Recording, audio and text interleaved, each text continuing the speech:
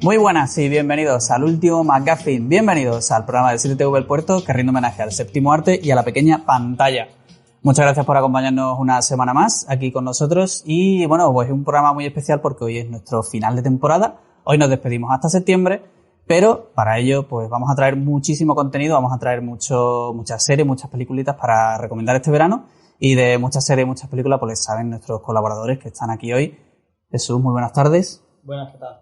¿Cómo está? ¿Cómo va esa nueva...? Hemos hecho trabajo de investigación a ver qué películas se estrenan este verano y la verdad es que hay unas cuantas interesantes. Habéis traído peliculitas. Ya he visto yo el listado que me habéis dejado y el regalo bueno para programar, para dejar, para buscar, para buena labor de investigación. Alberto Barrios, muy buenas, ¿qué tal? ¿Qué tal? Bien, pues la verdad es que aquí una semana más. Y sí es cierto que cada vez más plataformas, con lo cual se nos complica el trabajo, sobre todo a la hora de intentar reducirlo lo máximo posible para poder centrarnos en 3 o 4 cosillas importantes. Tú sí que has traído también Hay bastante cantidad de series. Claro, porque ya no es solo Netflix, ahora está Movistar, Amazon, Hulu, que sí, Filmin, o sea, hay unas poquitas por ahí. Bueno, pues iremos viendo a ver todo eso como lo vamos encajando después. También está con nosotros Jorge Jiménez, ¿qué tal? Muy buenas. Buenas, ¿cómo estáis? Venido una semanita más. Sí, aquí estamos. Hoy vienes con contenido para comentar la última actualidad, unas noticias, algún cotilleo, alguna ha habido última... una noticia bastante importante que ahora comentaremos, el tema de Netflix y Spielberg. Y nada, y sobre todo el tema de series que vamos a recomendar a la gente para que pase un veranito entretenido entre las novedades y cosas que se puede aprovechar para recuperar de series que ya se han visto y que se pueden recuperar las nuevas temporadas. Vamos a ver qué tal. Ha habido ahí un poco de recogida de cable con Spielberg, ¿no? Sí. Un poquillo ya comentaremos los detalles. Y bueno, pues también está con nosotros hoy, aquí ya en el estudio por fin, sin problemas de videollamada y sin problemas de conexiones. Akira Hikawa, ¿qué tal? Bien. Bienvenido al estudio. Sí, bien allá. ¿Cómo te sientes? ¿Qué te parece de todo esto que hemos montado aquí? Pues muy distinto a la videollamada desde casa, desde la habitación. Y bueno, aquí yo espero salir más guapo. Pero veo que no. Bueno, igual más guapo que yo, sí, eso es fácil. Sí, ¿no? Eso es fácil, pero bueno, ya veremos a ver qué tal. Tú ya vienes hoy con propia sección para comentarnos un poquillo, porque es verdad que en la mesa nos hemos quedado un poco diciendo ¿qué? Como cambio de sección, ¿qué es lo que va a hablar? ¿Qué va a aparecer? ¿O qué nos vas a contar un poquillo así de resumen? Sí. Rápido. Pues va a ser sobre lingüística. Pero bueno, un poco darle el enfoque desde el punto de vista lingüístico en el sentido de que cuando hay un fenómeno lingüístico que ocurre en una escena o en una serie que sea recurrente o una película, pues hacer hincapié o hacer una pequeña explicación sin ser muy compleja, claro, para no aburrir tampoco. Para todo el mundo, ¿no? Para todo claro. el mundo. O sea, los matices lingüísticos, pero que la gente sepa apreciarlos y que no se quede un poco perdido. Y a lo mejor que pasa desapercibido, pero cuando se focaliza en ello, pues dicen, ahora le veo la lógica o sé por qué lo hacen. Bueno, pues muy bien, ya vamos a ver qué tal va esa sección. Bueno, pues nada, hechas ya las presentaciones, pues comenzamos. En el último McGuffin de hoy, este pantalón te queda de muerte. Recomendamos una playa para perder la cabeza. Vuelve a estar de moda el pelo casco. Bueno, pues de lleno ya en la sección de noticias para comentar un poco pues un par de ellas que ya hemos avanzado. Y la primera es que Slacks se va a poder ver ya en Filmin, una de las películas con más irreverentes que nos hemos encontrado de lo bueno y lo mucho que hay en Filmin. Y bueno, pues viene con la premisa que es simple y llana, pero a la vez bastante interesante, que es simple pues de unos pantalones asesinos. Así, Cómetelo. Exactamente, ¿no? Cómetelo y disfrútalo. La semana pasada Nicolas Cage persiguiendo a un cerdo lo habían robado y unos pantalones asesinos. Efectivamente, aquí lo que intentamos siempre es hilar de alguna manera, como sea, ya sea por lo bueno o por lo malo, pero si la semana pasada hablábamos de que Nicolas Cage pues iba a hacer toda una sesión de venganza porque le habían robado a su cerdo. Hoy hablamos de pantalones asesinos, que bueno, pues la premisa básica es esa, pero bueno, luego después esconde un poquito más de trama dentro de lo que es la película y también trae un poquito de mensaje que bueno, pues va un poco en contra de esas multinacionales de la moda que bueno, pues están un poco siempre con la duda detrás de sus empresas con respecto a los materiales que utilizan, si están sobreexplotados porque producen o crean sus tejidos fuera de países desarrollados porque les cuesta menos, la explotación infantil, en fin, todo un poquito de ese mensaje es lo que vienen a a denunciar un poquito, pues, el creador, Elsa Kefar, perdón, que, bueno, pues lo conocemos por Turbo Kid, que es una película bastante chula, bastante entrañable y que, bueno, pues dejó muy buen sabor de boca, y ahora esta nueva producción que, bueno, pues viene a ser un poquito más rocambolesca, pero de igual manera ha dejado muy buen sabor de boca y ya se puede ver en Filmin, que, bueno, pues siempre es una plataforma que se queda ahí en segundo plano, pero que tiene bastante buena pinta. No sé si sois vosotros de este tipo de pelis o ya simplemente el concepto os deja un poco fuera. A mí me recuerda a la película de Rubber, que no sé de qué director es, pero me dejó todo loco también. Fui al cine a verla, no sabía de qué iba, era un neumático asesino. Bueno, algo habrá detrás, no sé. Pues no, era eso. Neumático asesino. Ni te explica por qué, ni sabes si tienes que reírte o tener miedo, no lo sé. Pero tú vas y la ves y sales. Sí, yo creo que son pelis que bueno, que son un poquito minoritarias, pero sí, que aún así sí que, bueno, pues tienen ese momento disfrutable, que no necesariamente tiene que ser una superproducción para que nos llegue a todos.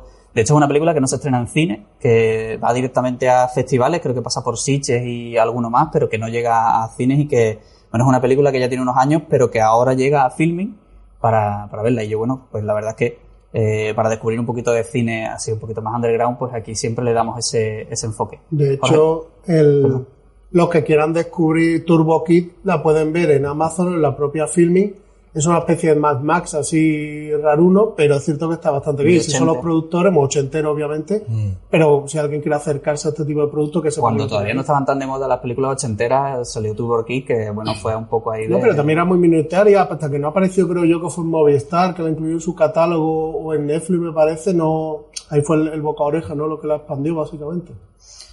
Jesús, ¿tú este tipo de cine te...? Sí, me atrae, además.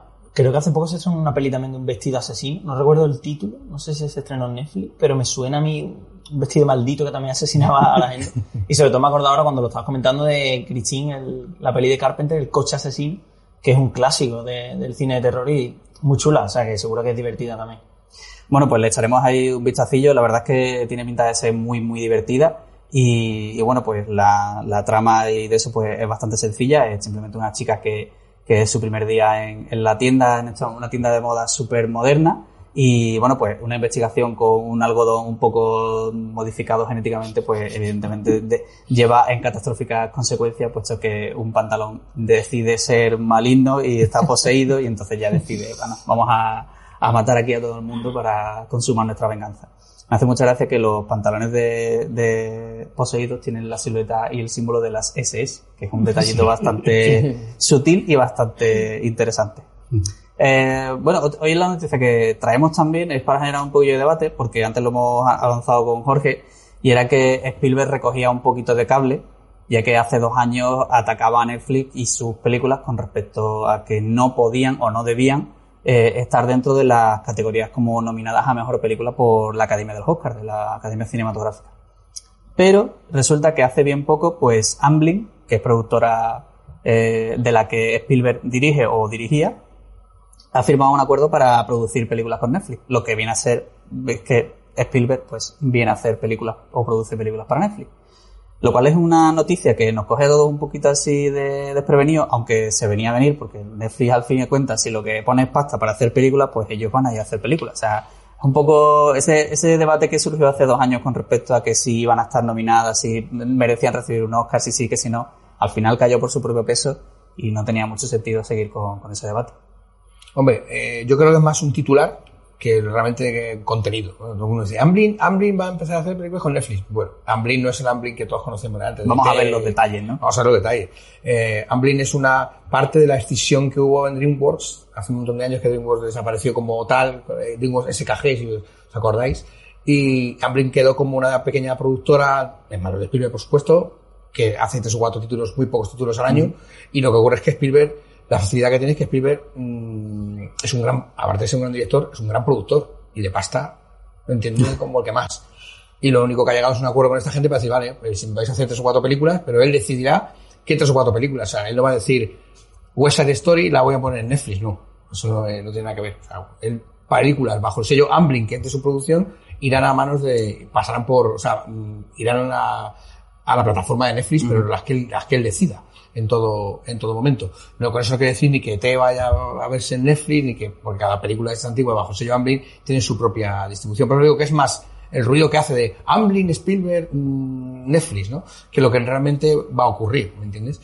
Por ejemplo, la película ahora mismo se está haciendo una película sobre un biopic sobre Spielberg. Y eso va a estar eso ha llegado a un acuerdo con Focus, que podría haber llegado a un acuerdo perfectamente también con Netflix. Claro. Sin embargo, el acuerdo lo tiene con Focus para su distribución, ¿no?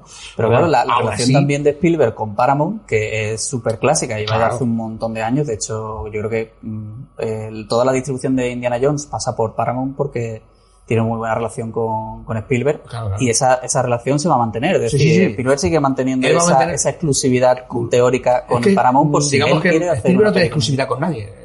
Spielberg hace lo que da la gana. Entonces, esta película la hago contigo, esta contigo y esta contigo. Esa es la suerte que él tiene. Hay otros directores que no pueden decir lo mismo, directores, Pero productores, sí es verdad pero él sí tiene esa facilidad. que igual en esas dos casas ahora mismo, en Amblin no, porque es su patio, pero que en Netflix y en Paramount sí que va a tener esa facilidad, ¿no? Antes que con otras distribuidoras, que supongo que si él se lo propone también, pero que en esas dos es como un poco más de manga ancha, ¿no? Que él maneja más un poco Igual que ahora suelto. con Fox, pues igual, todo lo que vaya hecho con Fox, ahora ya Fox es Disney. De hecho, Entonces también. él tenía un acuerdo con Apple TV para hacer el remake de Cuentos Asombrosos, una cosa esta para producirla o algo. Sí. Él ya tenía un Sí, acuerdo, sí. no sé si Amazon o Apple, pero él ya tenía por ahí Claro que no acuerdos es, de otros no es productos. perfectamente exclusivo que él tenga que producir para Netflix o para Paramount. Yo creo que este acuerdo es más para potenciar lo que es Amblin Partners en sí ahora, que claro, ¿qué ocurre? Que nos quedamos todos con el titular de Amblin y Pero Spielberg Spielberg. y Netflix, no. Yo creo que es más para potenciar Amblin Partners, que es una pequeña productora que se ha quedado, yo os digo, que esto es una historia muy larga, tenemos que hacer todo el programa explicándole a nuestra audiencia qué es lo que ha pasado con DreamWorks y SKG y en todas las se ha completamente hecho trozos. ¿no? Sí, o sea, Illumination Studios por aquí, otros estudios por aquí, y Amblin Partners es una pequeña parte de lo que era de DreamWorks. Y yo creo que es más para potenciar Amblin Partners que para otra cosa. Porque la teoría, o ya metido un poco en conspiranoia, puede ser que Amblin esté buscando una forma de resurgir para competir un poco con otras distribuidoras productoras, Ojalá fuera eso, pero yo creo que no. O sea, no es el Amblin que todos conocemos, que nos gustaría conocer, no es lo que es ahora. Pero ojalá fuera eso. Pero vamos, yo me apunto ahora mismo. Hombre, es que hablando así un poquito de memoria, Amblin propias son ET. Creo que era... No, Amblin fue la que produjo y la que, se creó, la que de hecho, lanzó para la que lanzó ET. Amblin. Pero recientemente las únicas así, producciones totalmente que sean propias, Ready Player One, creo que Sí, es la Ready única que Player One tiene y- Spielberg justo 100% producción 100% propia. por Y hace ya... ¿De qué año puede ser Ready Player One? 4, ¿no? 3 años, ¿no? Del 18. Pero cuatro. 18, 19, ¿no? 18, 19, ¿no? Sí, el 18. 18. Pues bueno, no sé si vosotros pensáis también un poquillo que sí, bueno, porque hemos hablado mucho de Amblin, pero no hemos hablado de Netflix, que la propia estrategia de Netflix también puede ser un poco esa, ¿no? De posicionarse con grandes productoras que tengan ahí, porque muchas veces se nos olvida que estas productoras también son dueñas de guiones, de historias, de tal, Claro, que claro. igual están ahí, que no han salido todavía, pero que pueden materializarse en cuanto haya una productora como Netflix que diga, oye, yo quiero esa historia y la hacemos porque no tenemos pasta para ello. Puede servir para hacer una especie de filtro de nuevo talento, ¿no? Es decir, en vez de que la distribuidora directamente le venda las películas a Netflix y diga Netflix, vale, voy a controlar parte del proceso creativo bajo el amparo de Amblin o de Steven Spielberg y así yo seleccionar lo que creo que puede convenir mejor a mi plataforma. A lo mejor es una especie de películas a la carta con nuevos directores o creativos. A lo mejor por ahí va el acuerdo. ¿Qué os gustaría ver de Netflix o de Amblin en ese acuerdo que pueda surgir nuevas historias? ¿Una Ready Player One 2, por ejemplo? La verdad es que yo creo que el objetivo de Netflix, como la mayoría de las veces que tiene acuerdos con este tipo de compañía, es aumentar el catálogo lo máximo posible y captar nuevos suscriptores, que al final es de lo que viven estas plataformas, ¿no? No sé, yo no tengo idea de qué puede surgir de ahí si lo mismo de repente anuncian una película que es un estreno que la gente se quiera suscribir a Netflix para verla en la plataforma, pues bienvenido sea. Pero no ya es un poco erróneo el sacar demasiados títulos que no llegan al final con una Es calidad... que la lista de series canceladas por Netflix en su primera temporada es muy larga. Es que es muy contradictorio que hablemos de Netflix en estos términos cuando Netflix arrancó como un buque insignia de sellos de calidad, de series muy, muy bien hechas, con títulos muy escuetos, muy seleccionados, y ahora es todo lo contrario, cancelaciones, no respeta nada el tema de audiencia porque no da datos de audiencia, suelta todo ahí un poco sin ton ni son, no sé, es un poco, por lo menos para mi gusto, contradictorio. Su nicho y su base de clientes ha crecido muchísimo. No sé a nivel mundial cuántos serán, pero serán 100 y pico millones de suscriptores. Entonces, claro, al final tiene que... y de diferentes países, diferentes culturas, con lo cual yo creo que al final tiene que abrazar aquello que le interese más y desechar lo que no le dé audiencia, como cualquier otra cadena al final. Bueno, pues no sé, veremos a ver qué surge de este acuerdo Spielberg-Amblin-Netflix y bueno, cambiamos de tercio y nos metemos de lleno en Kinemaglosia, no sé si lo digo bien. Sí. ¿Digo bien? Con Akira Hikawa para, bueno, pues comentaros y contaros un poco lo que viene a ser esta nueva sección y que él pues precisamente nos desarrolle los contenidos de este espacio. Así que nada, pues todo tuyo. Pues nada, como tú bien has dicho, la sección la he llamado Kinemaglosia, que es un neologismo que he creado de kinema, cine, en griego, y glosia, que es lengua, en griego también. Entonces es como las lenguas en el cine, ¿no? Porque la libertad que me he tomado ahí, ¿no?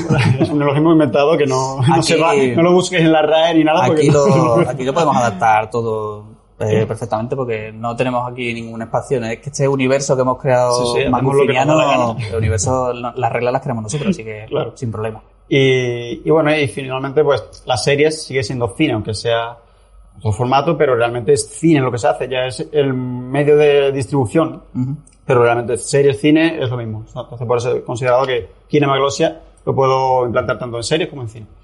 Y bueno, pues como he presentado ligeramente así la sección, es sobre lingüística española, pero también internacional. O sea, yo quiero traer series que no solo sean pues los blockbusters de Estados Unidos o incluso España. También quiero expandir un poco más y ir un poco más allá, ¿no? No solo en Europa, sino en Asia, Latinoamérica y bueno, introduciros un poco también en otras culturas al fin y al cabo, porque se nota cuando es un producto americano y cuando es un producto neerlandés. Entonces, es muy interesante. Me parece que es pero una paleta... Asia es un poquito más tu terreno. Lo es. Para jugar un poquillo más en casa. Es verdad. En verdad, recurriré mucho a Japón, sobre todo. Es decir, porque me encanta, ¿no? Japón, toda la cultura japonesa. Pero bueno, intentaré ser bastante variado. Y bueno, para este primer programa quería traer una zona cerquita, es decir, Francia, nuestro vecino, trayendo la serie de Lupin, que ya es su segunda temporada, que salió el 11 de junio. En Netflix. De hecho, la llevamos en la radio. Sí, lo estuvimos comentando un poquillo más por encima. Sí. Creo que la trajiste tú de La traje yo y bueno, y queda pendiente que me vea la segunda parte de esa primera temporada y yo creo que ya para septiembre. La podemos recomendar también para verla después. Es de lo que, si no la habéis visto, es de lo que más se puede haber. La verdad es que la primera me gustó bastante, era bastante distraída y entretenida, pero la segunda me ha encantado, me ha atrapado más que la primera. Y la verdad es que está bastante bien. Y bueno... ¿Esta era segunda temporada o era segunda parte de la primera temporada? Porque yo creo que hicieron ahí un poco de... juego de expectativas. Ya, pero sabiendo que hay una tercera parte, ya no sabría decirte. Si hubieran sido dos partes, digo, esto es una temporada y la han dividido en dos. Pero ya es que hay una tercera prevista, entonces... me extraña que sean todo va a depender de cuántos capítulos tiene la tercera. Claro. O si hay una cuarta. Cuando esté la tercera, tú ves 10 capítulos y dijeron, te pillé. Sí. Y bueno, no sé. Y es decir que la tercera ya no sé cómo lo van a enfocar, porque para mí está bastante bien cerrado. La trama ha quedado bastante bien concluida, pero bueno, vamos a ver. Y bueno, antes de empezar, quería deciros que hay una relación entre Lupin y los altramuces, ¿vale? Luego os diré al final de la sección cuál es. Vale. Bueno, antes que nada, pues hablando desde el lado, desde el punto de vista lingüístico, Lupin, que siempre, claro, dice uno, ¿cómo pronuncio Lupin? No sé, ¿no? Siempre hay un poco ahí de cachondeo. Claro, sobre todo porque nosotros conocemos a este personaje, sobre todo la mayoría de nosotros lo conocemos por Lupin III. Ahí está. El anime japonés, la animación japonesa. Yo siempre confundo con Sherlock Holmes. Ya, claro. Sí, además es de la misma época de Sherlock Holmes, que en inglés es Sherlock Hound, o sea, perro, ¿no? Sabueso, no, perro. Pero claro, en español se puso Sherlock Holmes porque, bueno, eran otros tiempos en España. No conocía. Tú metes Sherlock Hound en español y tú, ¿qué? Está equivocado. Esa gente está equivocado. Entonces, bueno, Sherlock Holmes y acabamos antes. Y nada, entonces el Lupin III se supone que es el nieto de Lupin, ¿no? De Arsène Lupin, que es el gentleman cambrioleur, que se llama, que es el ladrón de guante blanco, ¿no? Pero claro, la palabra se pronuncia Lupin, y aunque la serie en español se haya doblado, si no recuerdo mal, se dice Lupin, ¿no? Creo que sí, Lupin. Uh-huh. Vale, pues se acerca más esa pronunciación al francés del sur, al francés de la zona sur, que sería Lupin. Suena un poco más... suena un poco... Los del norte se más menos refinado, claro. Sí, sí. Entonces sería más eso, pero Lupin sería como un poco más nasal. Sería la pronunciación, sí, el francés estándar, digamos. y bueno, entonces en esta serie lo bueno es que aparecen muchos detalles, muchos huevos de Pascua de las novelas, que es de donde sale personaje, de Maurice Leblanc, el escritor francés, Maurice Leblanc, y salen, pues, no sé, numerología que tiene que ver con los libros. Por ejemplo, hay una puerta en el hotel donde está Pellegrini, que es el antagonista, y hay un número que es el número de la habitación, 813, y es el número de la cuarta novela de Lupin. También hay un personaje que aparece en los libros. El personaje habla mucho de Lupin porque es como pues lo que es una novela, ¿no? Porque es muy fan, su hijo lo es también, y aparece de repente un libro que pone Lupin contra Herlock Sholmes, que lo hablamos una vez, que hacía el crossover, vamos a decir, con Sherlock Holmes, pero aquí creó un anagrama por derecho de autor, por no poder. Sí, lo que sea, ¿no? Y entonces se llamó Herlock Sholmes. Hicieron ahí la cobra chinesca. Sí, sí. Y de hecho eso es un fenómeno lingüístico muy recurrente en la obra de Leblanc, que es el anagrama, que es cambiar el orden de las letras para crear otra palabra, ¿no? Pues como es Sherlock Holmes, pues el Herlock Sholmes es el nombre, el alias de Arsène Lupin. Para hacer sus chanchullos, pues utiliza otros nombres como es Don Luis Perrenat, que ahí vemos Lupin en esas tres palabras. También está la palabra, el nombre de Jim Barrett. Bueno, Jim Barrett, ahí no hay nada, no es un anagrama, es otro alias, pero si a veces lo miro, que tenía por aquí apuntado, era... se lo tenía por aquí. Sí, bueno. Aquí lo tengo. Paul Cernin. Es Paul Cernin. También Arsène Lupin. ¿Vale? Entonces juega mucho con lo que son los anagramas, ¿no? Y luego también hay otro fenómeno lingüístico que es un poco ya la metanovela, ¿no? Que es el neologismo, que se produce cuando se ha creado lo que es la lupinología, que es el estudio de todo lo que es relacionado con la novela de Arsène Lupin, porque hay mucho fanático de la novela. Y de hecho en la serie vemos a un policía que, a pesar de ser el antagonista, digamos, del protagonista, de Lupin, es un fan de la obra y claro, se entusiasma cada vez que ve esa relación entre el Diop, que es el protagonista, Arsène Diop, y Lupin, pues se emociona, ¿no? Y como que quiere seguir sabiendo, a ver cuál es su siguiente paso, y eso le va a ayudar mucho en la investigación, de hecho. Y claro, entonces en Francia pues se ha creado el neologismo lupinologie, que es el estudio de todo lo relacionado con la lupinología, ¿no? Es como todo lo que abarca la novela. Pues son muchas novelas y ensayos y obras de teatro. De hecho, hablando de obras de teatro, en la serie también vemos un cartel de una obra de teatro de Lupin que salió en el teatro de l'Athénée, en París. Y hay muchos detalles así que aparecen. Pues yo no tenía tanta conciencia de que fuesen tantos easter eggs los que tenía la serie.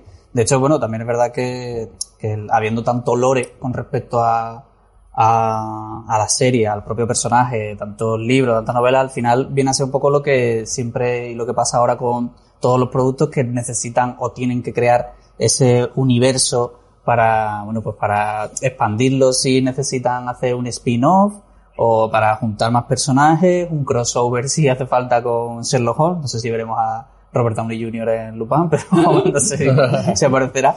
Pero bueno, la verdad es que es lo bueno que tiene el aprovechar todo el tema y todo el lore, todo lo que son pues el universo creado, ya sea por novelas, cómics, un poco lo que ha hecho mucho siempre Star Wars, que ha sido pues crear todo su universo y expandirlo o aprovecharlo para películas o series.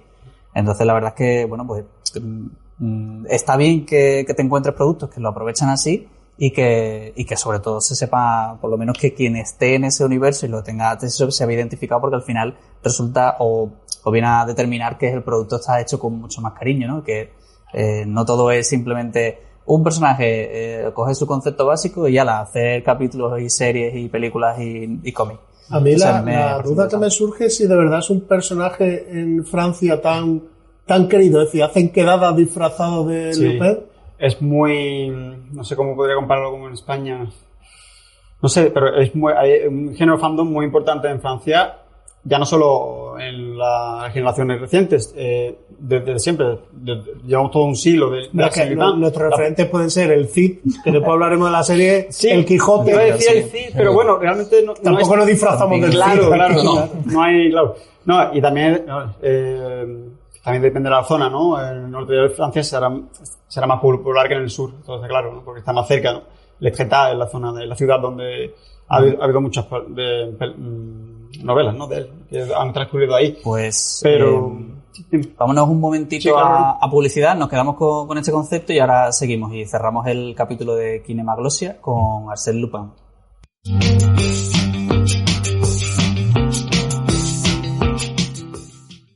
Bueno, pues vamos a terminar con lo que teníamos pendientes de Kinemaglosia, esta nueva sección que nos trae Akira Hikawa, en la que estamos hablando un poco de todo el universo de Lupin. No sé si lo digo bien, pero si no, pues que todo me perdone y sobre todo que me perdone Akira. Y bueno, pues vamos a hablar un poquito de lo que teníamos pendiente para ir cerrando ya el capítulo de Kinemaglosia. Claro. Nada, ya para concluir, voy a hablar un poquito de lo que es la ciudad de París, porque un idioma no es un idioma si no está relacionado con el entorno en el que se habla. Y obviamente París, pues hay que hablar de ella si se habla del francés. Entonces, vemos que en la serie, en la temporada 2, aparecen las catacumbas clandestinas, que son muy populares en París. No serán tan clandestinas. Claro, es que esa es la cosa. Que están las catacumbas públicas, las que se visita como museo, y son las que vemos en la serie. Y luego están las clandestinas, en las cuales podemos acceder por alcantarillas o antiguas vías de tren. Todo el que vive allí y se mueve un poco en un entorno underground, pues conoce esos accesos, y de hecho es muy peligroso, no lo aconsejan porque las hay que están medio inundadas, que hay derrumbes y tal, y te puedes perder muy fácilmente, ¿no? Entonces bueno, es la París insólita, ¿no? Vamos a decir. Eso es territorio youtuber, seguro. Sí, seguro. y luego también está hay una parte que me gustaría comentar, y es que cuando Lupin aparece en una escena, no voy a decir cuál, que coge una lancha y huye por el Sena. Y hay un momento que yo me estaba pensando, digo, espero que no la caguen aquí, porque es muy probable que lo hagan. Y de hecho lo hicieron, la cagaron. Porque huye y se baja en un sitio sin ningún tipo de problema, pero el problema realmente es que en ese trayecto hay una excusa. Entonces, tú piensas, Lupin, te supone que está buscado no solo en todo París, sino en toda Francia. No han dado la orden de no dejar pasar a nadie en seguro que no hay un protocolo en París que diga todo cerrado. ¿Sabes? Entonces, yo lo estaba viendo venir y al final hay que concederle algo, si no el cine y la serie y la televisión no funcionaría, siempre hay que darle ese... Claro, y de hecho pasa mucho, ¿no? Cuando no conoces la ciudad, pues bueno, me lo creo, pero ¿cuántas veces pasará en películas americanas que pasa de una calle a otra y que está a lo mejor a 3 manzanas, ¿no? Y eso, el cast está en París y ve la película de Key Joe, me parece, una de ellas dos, ocurre en París, y no tiene nada que ver porque salen sitios inconexos que están en la otra punta. Eso es lo que te iba a preguntar. Si por lo menos aquí tiene una concordancia la huida por las calles. Bueno, sí, más o menos. Hay películas que lo hacen peor, pero aquí, bueno, se podría colar. Sí. Pero esta parte me parece clave y, de hecho, se bajó de esa lancha después de la esclusa, pero podría haberlo hecho justo antes y hubiera pasado bien para el plot, digamos, porque para lo que querían hacer, ¿no? Y no sé, me parece muy raro, sobre todo siendo un producto francés, que dices tú, vale, son americanos, dices, esto en Estados Unidos no se dan cuenta, pero es un producto francés, que es los primeros que se van a dar cuenta son los franceses, y me pareció, pues, un detalle a tener en cuenta. Y nada, ya para cerrar la sección, quería decir cuál es la relación entre Lupin y los Altramuces. Es verdad, tío, que yo me he quedado con eso ahí. Un poco ahí. Es el MacGuffin. El MacGuffin del programa. Claro, el MacGuffin. Qué bien hilado todo, ¿eh? Hombre, cómo empieza a funcionar esto ya, macho. Pues Lupin significa Altramuz. ¿Ya está? Ya está, Guillo. Hombre, hay que empezar poquito a poco. No puede ser. Ya para dentro de 3 temporadas, pues ya iré más fuerte. O sea, uno de los emblemas franceses con todo ese universo que ha creado, ¿eso se llama Altramuz? Altramuz. El señor Altramuz. Arsenio Altramuz. Bueno, pues nada, nos quedamos ahí con el señor Altramuz. Akira, muchísimas gracias por esta sección, por la inauguración de sección. Bienvenido al estudio, aquí un poco a todo esto que hemos montado. El finiquito de Seremanía da para todo esto. Sí, imagínate lo que hemos acumulado en 7 años. Sí, todavía sobra. Ahora repartimos los sobres y esas cosas. Lo tenemos todo hecho. Y pues nada, lo dicho, que muchísimas gracias. Y nada, bueno, pues nosotros cambiamos de tercio y nos movemos a una sección o una parte en la que solemos hacer cuando cerramos temporada aquí, ya que tenemos el verano. Y lo que hacemos pues es recomendar todo lo que se viene de estrenos ahora en esta época, de cosas que vienen y que no hemos visto y de cosas que vienen que igual ya teníais que haber visto.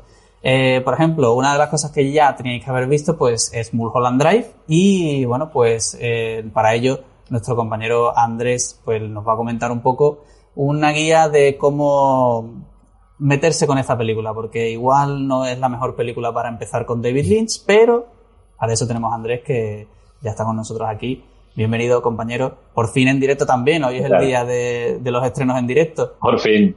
¿Qué tal? Saludos. Pues yo dije un poquito eso, que igual no era David Lynch lo más fácil del mundo para iniciarse en algo este verano, pero quizá, bueno, pues con un poquito de guía y ayuda, Mulholland Drive se puede ver.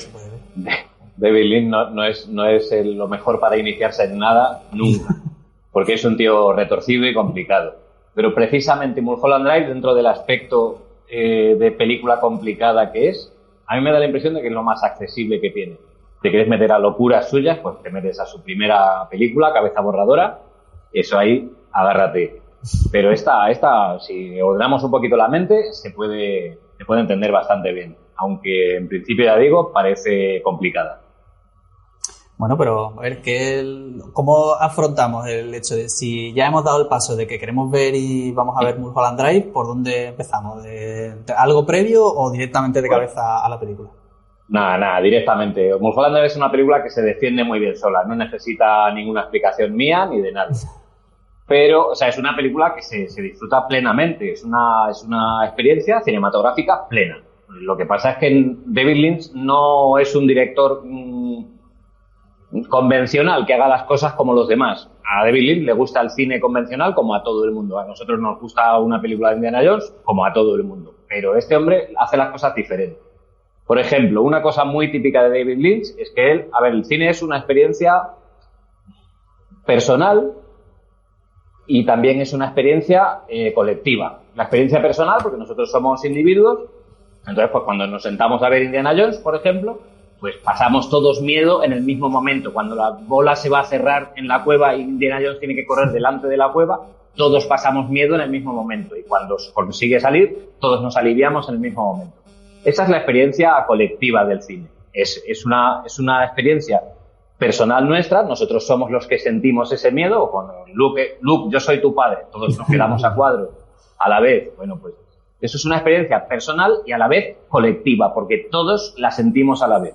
Con David Lynch no funciona así. Sobre todo en esta película, David Lynch coge la experiencia colectiva y la manda al cuerno. Dice, tú lo que vas a tener es una experiencia personal. Y no se va a parecer a la experiencia que va a tener la persona que tienes sentada a tu derecha ni a la persona que tienes sentada a tu izquierda. Es tuya. Eso, ¿cómo se come realmente? ¿El usuario y el público generalizado, cómo asume esa experiencia? Porque nunca es fácil el decirle a alguien Mulholland Drive es un peliculón que tienes que ver, que además que ahora se estrena y está otra vez en cine, es una experiencia para verla, que no es una película nicho que se tenga que recluir en un grupo de cinéfilos o de raritos que somos nosotros que la disfrutamos y demás. ¿Cómo se le explica a alguien, a un público generalizado qué tiene que disfrutar o cómo tiene que disfrutar de Mulholland Drive? Bueno, a ver, Mulholland Drive, lo único que necesitas para verla es sentarte a verla. La experiencia sensorial es increíble. No necesitas entender gran cosa.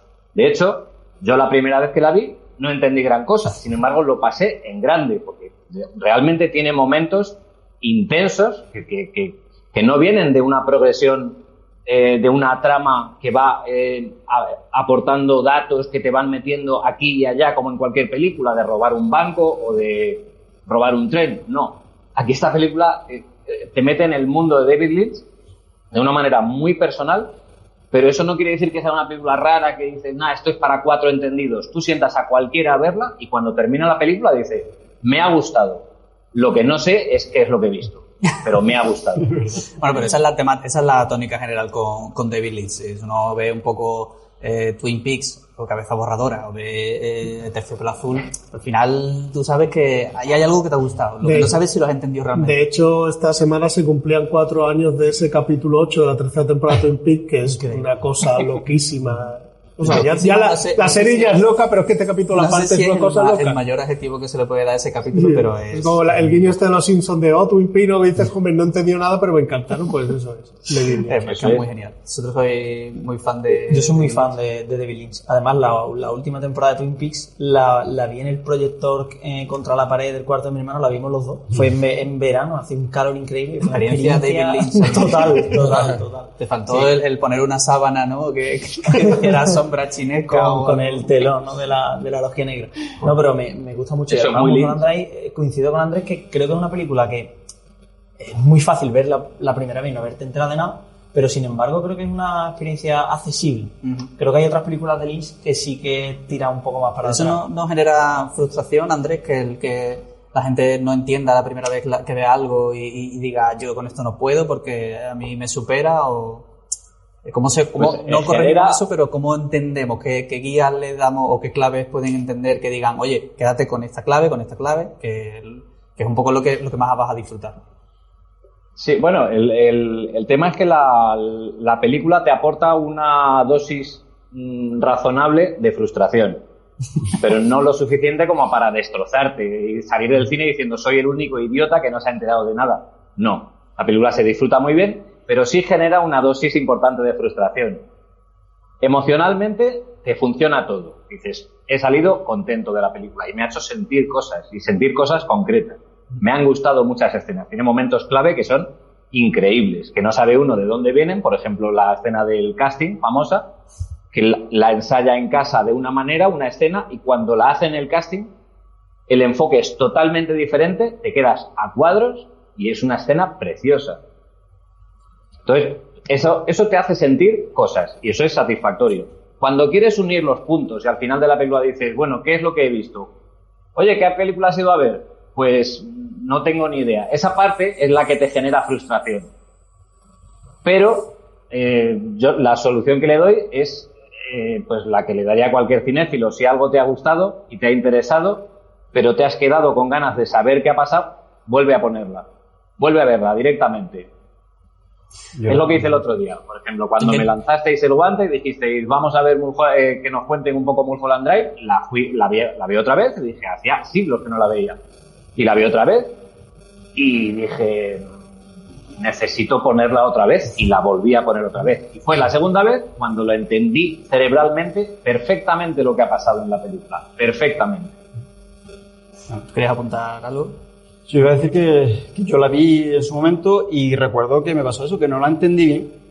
Me gustó, pero sentí que que se me había escapado algo, ¿no? Habías asimilado todo lo que te había mandado. Claro, y como bien dice nuestro compañero, me gustó, a pesar de ello, porque entiendo que el director es lo que quiere, y ahí me demuestra que ha sido más inteligente que yo, que el espectador, a la hora de hacer esta película, y eso me gusta, ¿no? Hay inteligencia en la película.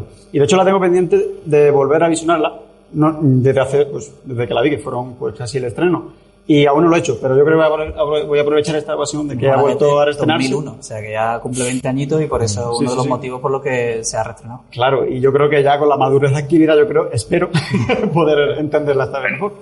Y pues si guardas recuerdos concretos de la película, perdón. No, decía que será un poco la excusa de volver a verla, ¿no? Del hecho de que ahora ya nos pilla con un poquito más de madurez, ¿no? Hace 20 años que igual teníamos otro concepto. No porque a lo mejor sepamos más o menos de cine. Yo no creo que Mulholland Drive sea una película a la que tú tengas que ir con una dosis cinematográfica, cinéfila, haber estudiado guión y haber estudiado toda la filmografía de David Lynch. Pero sí que a lo mejor el contexto social en el que tú afrontas una película u otra, eso también siempre se nota, ¿no? Es lo mismo afrontar una película con un sentimiento intrínseco dentro que llevamos porque nos ha sucedido algo importante en nuestras vidas o ver otra película en otro momento de nuestras vidas. Sí, efectivamente. De hecho, esta película, bueno, como casi todas, pero especialmente las películas que son más, a lo mejor más de segunda vuelta, cuando uno es más viejo, está más cansado, es más sabio, lo caza todo mucho mejor. Entonces, cuando somos adolescentes, somos jóvenes, lo bebemos todo, pero se nos hace bola. Y básicamente lo que vemos en las películas es lo que se parece a nosotros. Buscamos autorretratos nuestros en las películas. Y lo que no es un autorretrato no sabemos ni lo que es. Pues el adolescente, pues nada más que se busca a sí mismo, es la cosa más egocéntrica que hay. El adulto tiene más perspectiva y entiende mejor las cosas. Pero bueno, para suplir eso, simplemente coges y te la vuelves a ver otra vez. Y ya tienes toda la perspectiva que necesitas. Pues sí, bueno, último apunte así para atacar Mulholland Drive o para destacar de esta peli. Sí, vamos a ver, vamos a ir directamente a lo que es concretamente la guía de lectura. La película que ofrece Lynch es simplemente durante 115 minutos, no voy a hacer spoiler, ¿vale? No voy a contar nada de lo que pasa realmente. Pero sí voy a explicar un poco qué es lo que vemos en la película. Durante los 115 primeros minutos de metraje, lo que vemos es una ensoñación. Un personaje de la película está volviendo a vivir la realidad que ha vivido, pero de una manera edulcorada, de manera que pueda él, ese personaje, que pueda comprenderlo, que pueda digerir esa realidad. Y es una realidad que es insoportable. Es una realidad que vamos a ver en los últimos 20 minutos de película.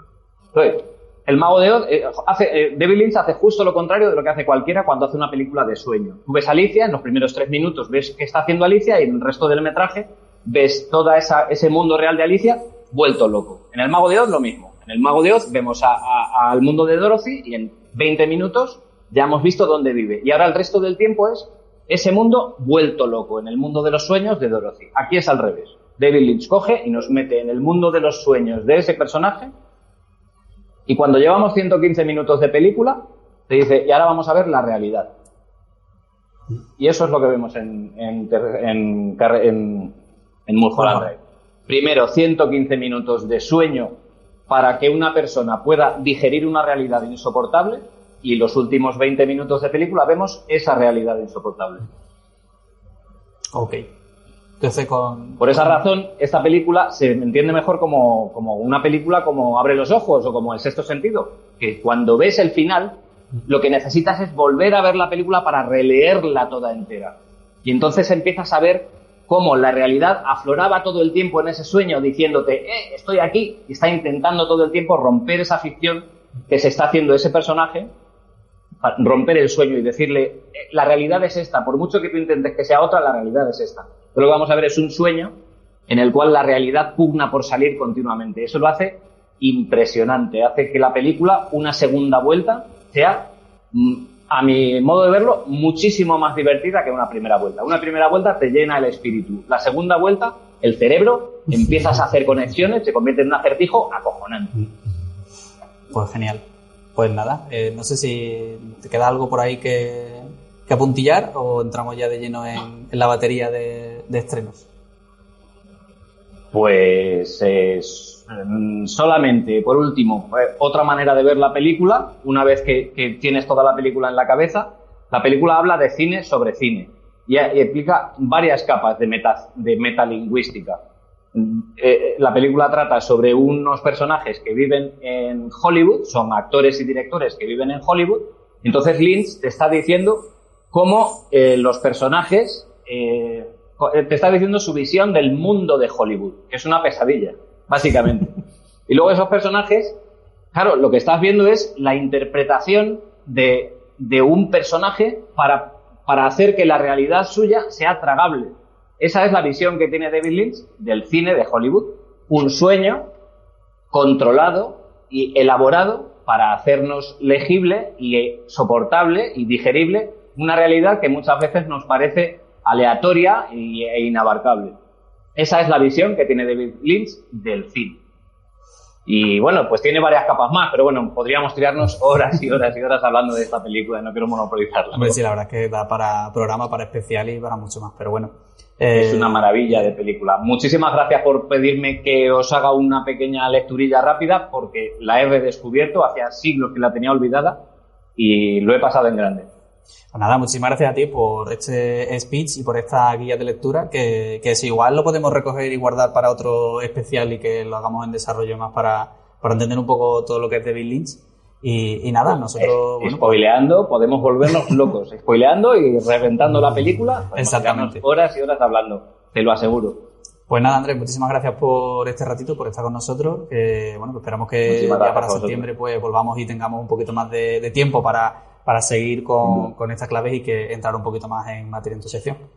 Lo dicho, genial. Nosotros vamos a seguir y vamos a hablar un poquito ya con Jesús sobre los estrenos que se vienen, que no es poco y que, bueno, pues a modo breve y cuando tú decidas, pues nos paramos en algún título que haya que pararse.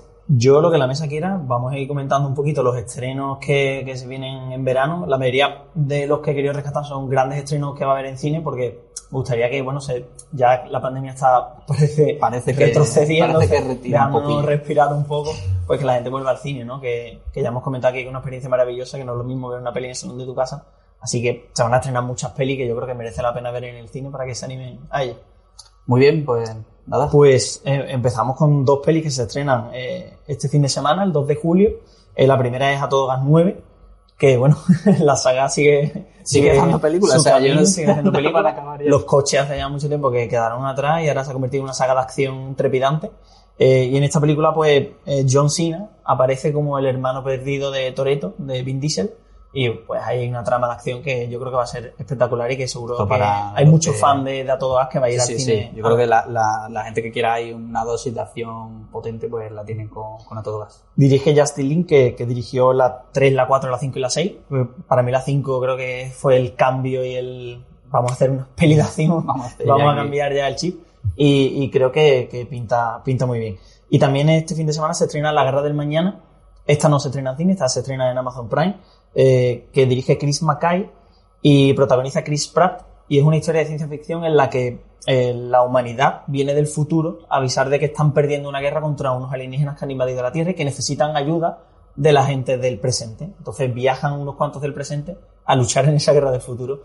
Minfact de viajes temporales y ciencia ficción, pero que creo que va a estar muy interesante. Vueltita curiosa para lo que son los viajes temporales y demás, que no siempre ha sucedido algo así, ¿no? Que busquen a la gente del pasado para que tengan que luchar en el futuro o algo así. Siempre ha sido, hay que salvar el futuro, que estamos jodidos, pero no era en plan reclutamiento del pasado. Me apena que no podamos verla en el cine porque creo que va a ser una peli también muy espectacular, pero bueno, en Amazon Prime tiene pinta de... Este fin de semana hay para elegir. O te vas al cine a ver A Todo Gas o en casa te quedas viendo La Guerra del Mañana.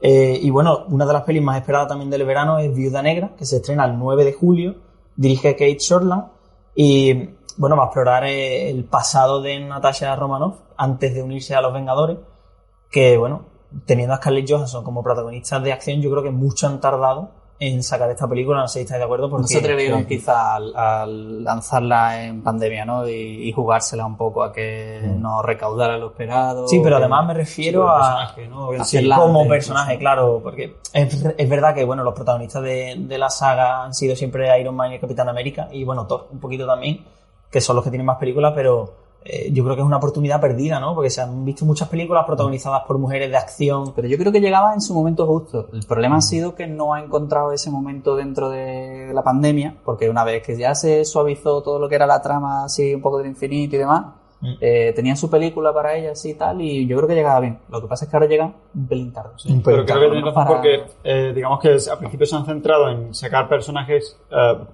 protagonistas con superhéroes, con superpoderes, perdón. Y ahora sí que están dándole más importancia a otros personajes que no tienen superpoderes, como son las series, ¿no? Que vemos personajes como Falcon, por ejemplo. Y yo creo que está tomando otra tónica el mundo superheroico en el MCU. Y creo que, como dice, es el momento justo en el que se merece una película este personaje, Black Widow. Yo creo que es una de las películas, bueno, que ha sufrido numerosos retrasos, y que es una de las películas que más ganas tiene de ver el público de Marvel, porque hace mucho tiempo que no vemos una película de Marvel. Capítulo ya del MCU, ¿no? Del universo cinematográfico de Marvel, que sí que apetecía ya un poquito también. Después tenemos 2 pelis para el fin de semana siguiente. Voy a intentar ir por orden. El 16 de julio se estrena la secuela de Space Jam, que llega también una película súper esperada. Esto para los millennials es un poquillo ahí... que cambiamos a Michael Jordan por LeBron James, ¿no? Que se ha hablado muchísimo la comparación. Bueno, ya el tema de en el 96 yo fui con mi camiseta de Jordan al estreno. O sea, ya esto es lo que ha cambiado la película. Cuidado. Y bueno, va a ser una peli de animación 3D, básicamente, por lo que se ha visto en los trailers y demás. Y parece que Warner, no sé, plantea como un universo, ¿no? Dentro de este mundo de los Looney Tunes. Final de un poco misma base, ¿no? Tenemos ahí un universo, a explotarlo, franquicia, expandimos, ¿no? A explotarlo como sea. Pero que además en el trailer se veían que aparecían como el multiverso de Warner, ¿no? Porque te aparecen ya personajes ahí, Harry Potter, hasta los personajes de la naranja mecánica que aparecen ahí, como... No es muy lo que no ha conseguido con los superhéroes y con la Liga de la Justicia lo va a hacer con todo el universo. Warner, básicamente. Y ese mismo fin de semana también se estrena una nueva entrega de La Purga, La Purga Infinita, que bueno, es la 5ª entrega ya de La Purga. Casi más que Fast and Furious este paso. Que es una saga que, bueno, a mí personalmente no me llama demasiado la atención. Sí, es verdad que en el mundo adolescente pero también les gusta mucho. Sí. De hecho, tiene serie en Amazon, me parece. He visto que tiene una serie y creo que hasta un documental analizando un poquito cómo funciona esto de la purga, por qué se creó esta película, ¿no? Dentro del sistema social norteamericano y demás, y cómo funciona. Y bueno, pues producción de Blumhouse y cine de terror, que también viene bien en verano meterse en el cine a ver una peli de terror. Y bueno, la siguiente película, que sí, con esta nos tenemos que parar sí o sí, que es Old, de Shyamalan, que se estrena el 30 de julio. Para mí una de las pelis más esperadas del verano, porque es uno de mis directores favoritos, uno de los más estimulantes dentro del fantástico, ¿no? Eso siempre es que acierte, ¿no? Porque con Shyamalan pasa que no sabemos muy bien si vamos a acertar con él o no. Hay veces que arriesga demasiado y falla, aunque también para mi gusto es verdad que tiene tanto fans como haters, y muchas veces los haters no terminan muy bien de... Yo creo que fallan los encargos. Las películas que le encargan. Las suyas propias. Sí, porque escribe él, hay garantía de calidad. Un poco cuando le dicen, este es buen director, le voy a meter esta bacala, el Lars Bender, le voy a meter aquella del planeta con el hijo de Will Smith. Vamos a ver.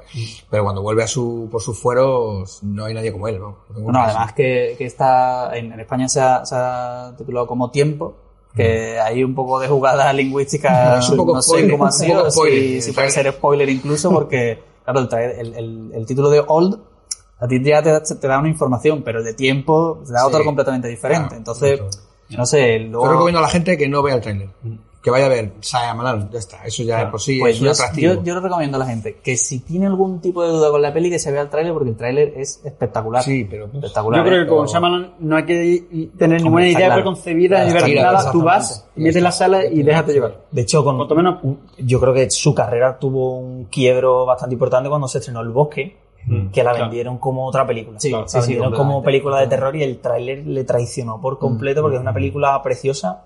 A mí me encanta, una de mis favoritas también de Shyamalan. Y esta película, yo el tráiler vi un poquito y lo quité. no quería ver mucho más de lo que vi, pero creo que tiene que tener algo guardado bajo la manga, porque es que este director siempre juega con la expectativa la del sinopsis espectador, principal, o la idea más, la premisa básica de la premisa es que una familia viaja a una isla y se da cuenta que el tiempo pasa de manera diferente y que parece que envejecen muy rápido. Esa es la premisa, pero claro. Es que algunos envejecen. Ya hay un juego un poco extraño en el tráiler, porque tú ves que sí, que la premisa te la cuentan y la sinopsis funciona, pero claro, funciona en uno, funciona en otro, ahora de repente una isla desierta, resulta que no está tan desierta. Además, tiene un claim, ¿no? Tiene un claim que pone: no lleves a los niños a la playa o algo así, ¿no? A los niños. Hay algo, sí, no lleves a los niños a la creo que playa. el póster tenía un claim ahí. así se parecía que era como... No quiero ver ni el tráiler. Tiene muy buena pinta. Tiene muy buena pinta. Yo creo que para mí es de lo mejorcito de este verano. Lo que, si no, lo podéis perder. Eso es obligatorio. Pues seguimos, si queréis, con los estrenos. Aparte, después de... Si vamos a hacer un repasito rápido de lo que nos queda de pelis y pasamos a serie, que también tenemos ahí una buena batería. Nos quedan también el 30 de julio. El 30 de julio parece que es la fecha que todo el mundo ha elegido para estrenar películas, porque hay un montón de películas. Se estrena también la nueva película del Escuadrón Suicida, esta vez dirigida por James Gunn, que parece que va a ser borrón y cuenta nueva de DC, sí, a ver si esta vez funciona.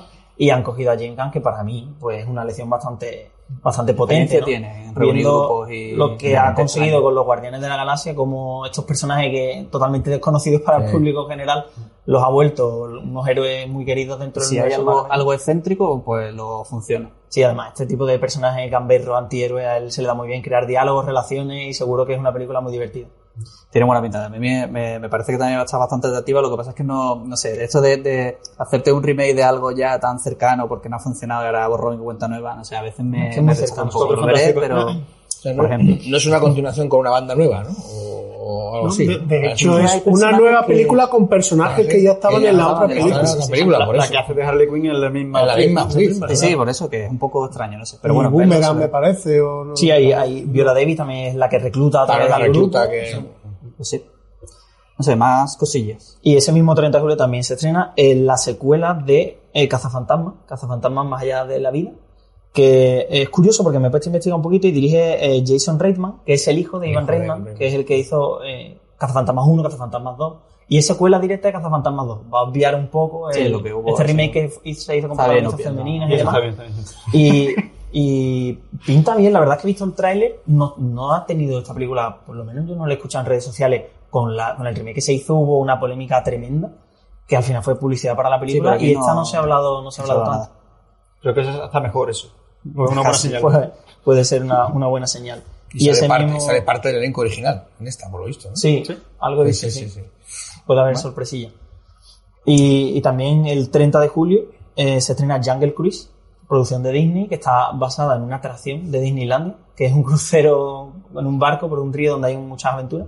Y la dirige Jaume Collet Serra, que es director catalán, que también va a trabajar, los protagonistas son Emily Blunt y Dwayne Johnson, La Roca, y también va a trabajar con La Roca en Black Adam, que se estrena en 2022.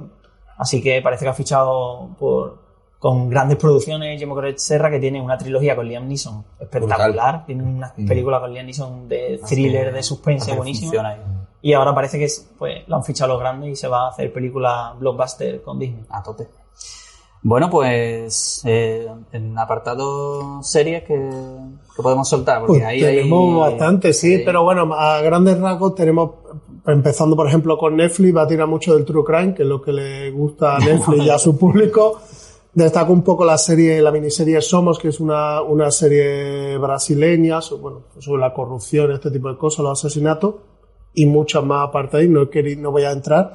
Y para mí los dos grandes estrenos que tiene Netflix este verano es Resident Evil, Oscuridad Infinita. Todos aquellos fans de la saga, pues una nueva. Aquí es que están haciendo serie de animación, creo que están haciendo serie real y película remake. O sea, es que creo que de Resident Evil van a empezar a explotar la franquicia Resident Evil. Pero bueno, el 8 de julio llega la parte de la serie de animación. Y el estreno más esperado, por lo menos para mí, es el de Master del Universo de Revelación. Están apretando la tuerca nostálgica. Es que están apretando muchísimo ahí. Y después el trailer, el dibujo. Me ha fascinado el dibujo que trae el trailer. Y ya después nuestro experto en animación, pues que ya lo destrepará, ¿no? Cuando esto. Pero es cierto que aparte es una serie creada por Kevin Smith, que todos los conocemos y además cuida muy bien que es un fricazo. De todo lo que es el término más friki. Así que esto nos llegará el 23 de julio. Y después, bueno, pues segunda temporada de Sky Rojo, para que yo mirara. Pero el meme, es un meme. Segunda temporada de Sky Rojo, 23 de julio. Para los que hayan visto la primera, sus creadores, Alex Pina, creador de La Casa de Papel, que por cierto vuelve también el 3 de septiembre. Vuelven 2 volúmenes como lo de Lupin, 3 de septiembre y 3 de diciembre. Las 2 partes de la quinta temporada de La Casa de Papel. Y aquí ya para destacar The Cher, que es la nueva serie de los creadores de Juego de Tronos. Pero parece aquí que se pasan al drama romántico, el drama, no sé, una cosa así, que tampoco con Sandra Oh. O sea, que tampoco, no tiene pinta de ser Juego de Tronos.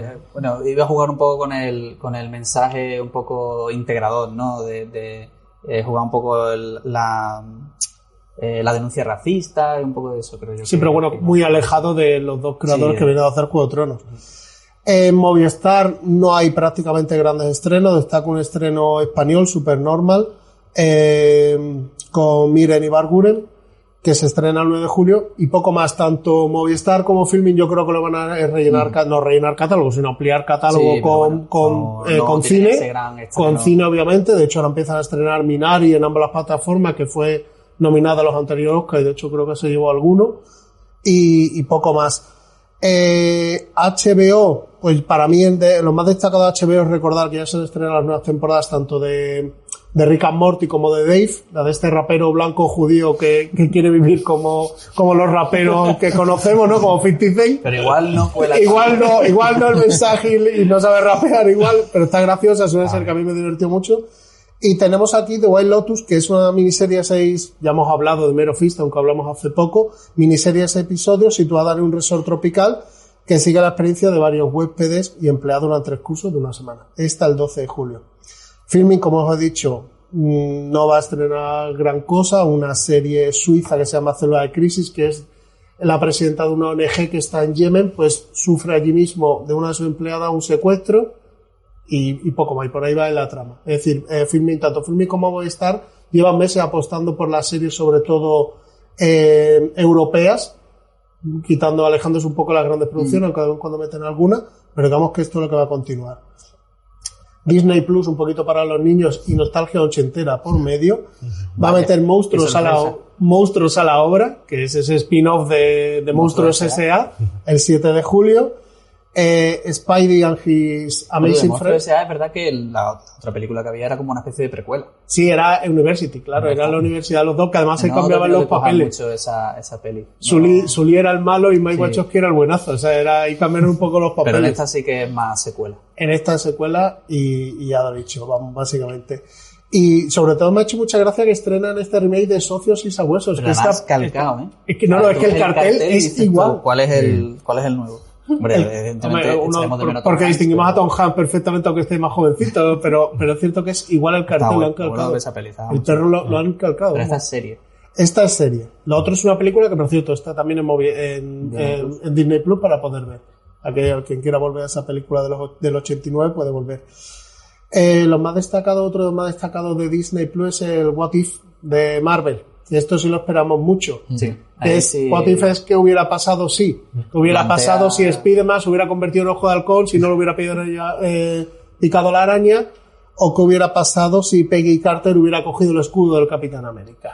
Se plantea acciones alternativas, multiverso, ya totalmente entregados pero llevan meses y más de un año, yo creo que... Están trabajándose ya el que todo el MCU sea multiverso, que sea ya en plan que toda la trama nueva que gire en torno al universo cinematográfico de Marvel, yo creo que se cimente un poco en líneas paralelas y multiverso. No sé si Jungle Cruise, no sé si has dicho que se estrena en cine o va directamente a plataforma. Creo que se estrena en cine y en plataforma. Sí, en cine. Como Jungle Cruise era una atracción de Disney, como lo era antes Pirata del Caribe, que después hicieron saga.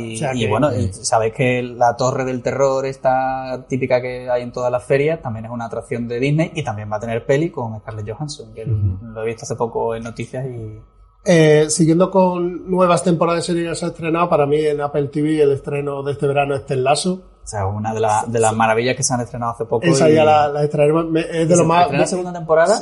Y para los que no la hayáis visto, tenéis que ver la primera porque es muy chula. El 23 de julio, segunda temporada de Ted Lasso, a ver qué ocurre con ese equipo de inglés de fútbol y sus particulares personajes. Animo a que vean el tráiler. No, está muy bien, mensajito positivo que mezcla un poco la automotivación con... Hace un poco de coaching, es de coach, pero hace mucho de coaching positivo. Me gusta mucho el contraste de sociedad americana, deporte americano contra cultura inglesa, deportes ingleses y el fútbol, que es una tradición allí brutal, y cómo cuidan, ¿no?, ese equipo de barrio.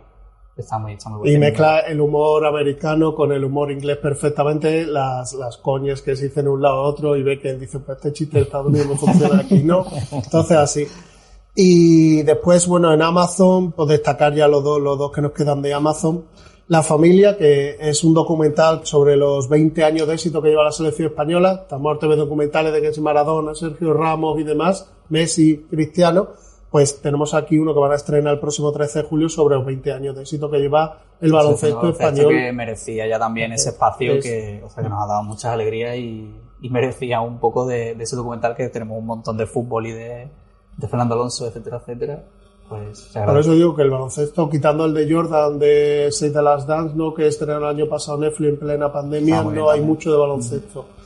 Y nos va a tener un poquito más aquí en la segunda temporada del 15 de julio del CID, que yo creo que es el estreno, es de lo mejorcito que se vio el año pasado, y mira que vivió a la sombra de otras producciones españolas como Antidisturbios o Veneno, pero es cierto que fue de lo mejor que se hizo su hueco, ahí a darse de espadazo y tal, se hizo ahí un poco de hueco. La verdad es que estaba muy bien y, hombre, sorprende, y mucha gente se quedó un poco a contrapié porque no entendió del todo el lore del personaje, un poco el desarrollo, porque era bastante fiel. Es un escudero, es que aquí, claro, efectivamente, que la gente se quedó un poco extrañado porque no era la versión de este hombre de Charlton Heston, pero que al final se apega mucho más a la realidad del mismo. Hombre, en el libro, el que haya leído El Cantar del Mío Cid, verá que él al final iba de un lado para otro, era un mercenario. Claro, pero el Cantar incluso es una versión más edulcorada, más pomposa de lo que es la realidad del personaje, que fue muy importante, pero no solo por las batallas, sino por lo que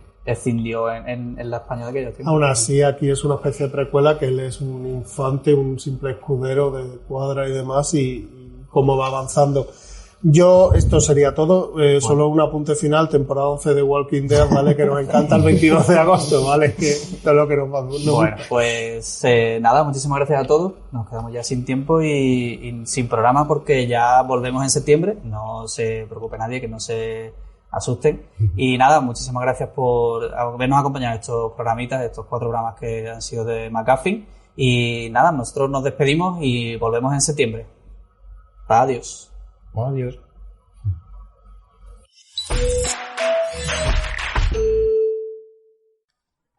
¿Qué tal? ¿Qué te ha parecido? Si te ha gustado este programa, síguenos en redes sociales en @elultimomcguffin o a través de nuestra web www.elultimomcguffin.com.